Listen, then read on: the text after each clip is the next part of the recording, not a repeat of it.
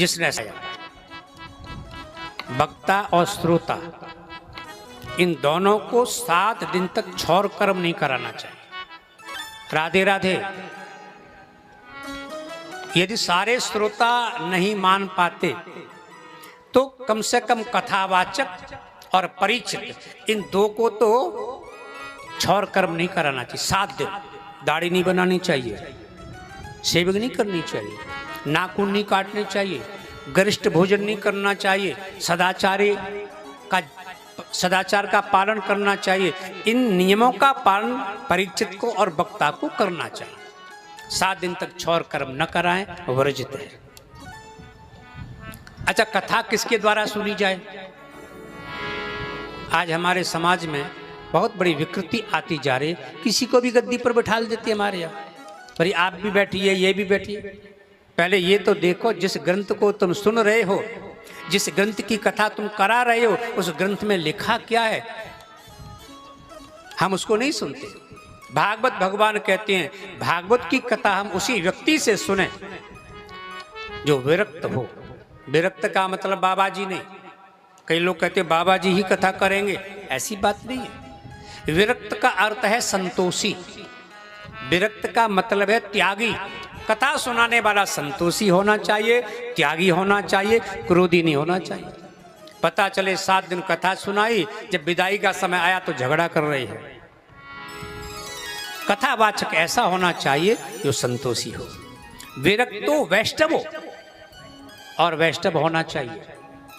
वैष्णव का मतलब जिसकी भगवान में आस्था है। भागवत को जीविका बनाने वाला नहीं होना चाहिए।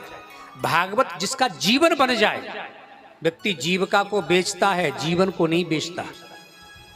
एक व्यापारी अपनी दुकान पर बैठा है, सामग्री बेचेगा, दुकान में जो भरा है वो बेचेगा, अपने को नहीं बेचेगा। तो भागवत जिसका जीवन हो वो वैष्णव है। भागवत को जीविका नहीं बनाई, भागवत को व्यापार नहीं बनाया, भागवत को बिजनेस नहीं बनाया। वैष्णव से कथा है व्यापनोत सकलम जगत इति विष्णु हो। सारे जगत में जो परमात्मा व्याप्त है उस परमात्मा पर भरोसा होना चाहिए। तीसरा लक्षण बताया वक्ता का, विरक्तो वैष्णवो विप्रो, ब्राह्मण होना चाहिए। यदि ब्राह्मण नहीं है कथा मत सुनिएगा। पर ब्राह्मण भी कैसा होना चाहिए? चौथा लक्षण दिया वक्ता का। ब्राह्मण तो बहुत तेरे हैं, ऐरे गहरे ब्राह्मण नहीं होने चाहिए।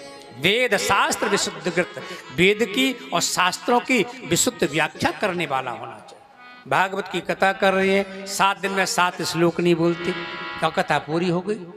इधर उधर की बातों में लगे हैं।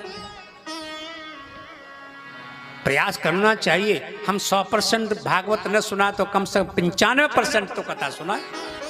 भागवत में 18,000 श्लोक हैं, 18,000 नहीं बोल सकते तो 1800 तो बोलो। वेद शास्त्र विशुद्ध कृत, वेद की शास्त्रों की विशुद्ध व्याख्या करने वाला होना चाहिए। किसी विषय को समझाने के लिए 1 मिनट का 2 मिनट का कोई दृष्टांत भले दे, लेकिन ऐसा ना हो कि दृष्टांत में लगा रहे दिन भर। वक्ता कार्योत निष्प्रह, वक्ता निष्प्रिय होना चाहिए, श्रद्धावान होना चाहिए, भक्तिवान होना चाहिए, भजन करने वाला होना चाहिए। ऐसे वक्ता के द्वारा कथा सुने। भागवत कल वृक्ष है, कल वृक्ष के नीचे बैठकर जो भी कामना करोगे आपकी इच्छा पूरी होगी। ऐसे भागवत भगवान के सानिध्य में आप कथा जिस कामना से सुनोगे आपकी पूरी कामना पूर्ण होगी, सारी कामना सफल होगी।